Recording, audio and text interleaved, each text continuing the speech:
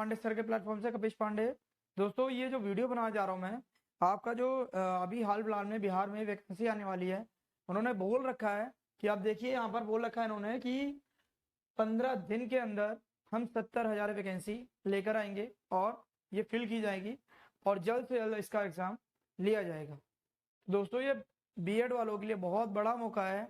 ये 6 से लेकर 8 तक की क्लास के लिए ये मतलब वैकेंसी आने वाली है, जिसमें आप सबके लिए, आपके उज्जवल भविष्य के लिए सबसे सुनहरा मौका है, जो आप अपनी भविष्य में या फ्यूचर में आप अपना उज्जवल भविष्य बना सकते हैं। ठीक है, तो दोस्तों इसमें यही कह रखा है कि बिहार टीचर की ये रिक्वायरमेंट है और इसको कंडक्ट बीपीएससी कराएगी।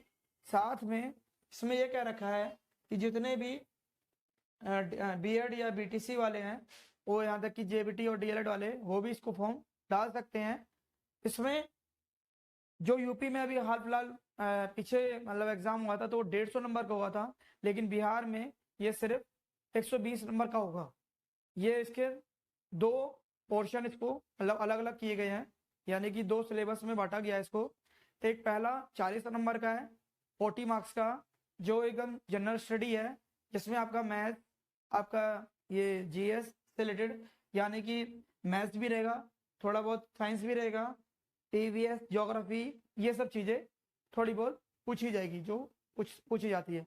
और दूसरा जो पार्ट है वो 80 मार्क्स का रहेगा। ठीक है, जो आपने सिलेबस ले रखा होगा, चाहे कॉमर्स वाले हों, चाहे बीए वाले हों, और चाहे वो साइंस वाले हों। यहाँ तक कि साइंस में जिन्होंने बीटेक भी कर रखा है वो भी इसको फिल कर सकते हैं। ठीक है, लेकिन उनके पास सीटेट या बिहार टेट एलिजिबिलिटी टेस्ट होना चाहिए, और उससे भी तब आपको एक अपॉर्चुनिटी मिल सकती है।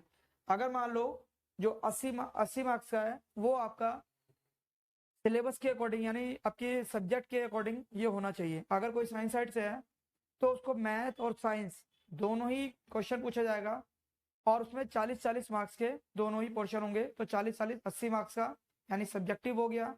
और जो मतलब 40 मार्क्स का पहले आएगा वो आपका ऑब्जेक्टिव होगा, यानी कि वो जो मल्टीनेशनल जो मतलब अलग अलग क्वेश्चन होते हैं अलग अलग सब्जेक्ट से जीएस के, वो 40 मार्क्स का अलग होगा, और 80 मार्क्स का आपका सिलेबस के अकॉर्डिंग होगा, यानी कि आपका जो सब्जेक्ट होगा।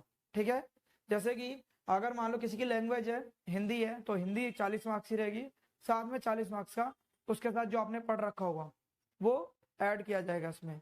ऐसे ही मान लो आपने एसएसटी ले रखी है, एसएसटी में ज्योग्राफी, हिस्ट्री, पॉलिटिकल या इकोनॉमिक्स पढ़ रखी है, चाहे वो कॉमर्स का बंदा हो चाहे वो आर्ट्स का हो, वो एसएसटी से ही उसका एग्ज़ाम फिल किया जाएगा, कंडक्ट कराया जाएगा, और जिसमें वो एक सब्जेक्ट रहेगा उसका 40 मार्क्स का अलग रहेगा और 40 का उसका, यानी हिस्ट्री, पॉलिटिकल, ज्योग्राफी और इकोनॉमिक्स, ये कंबाइंड रहेगा।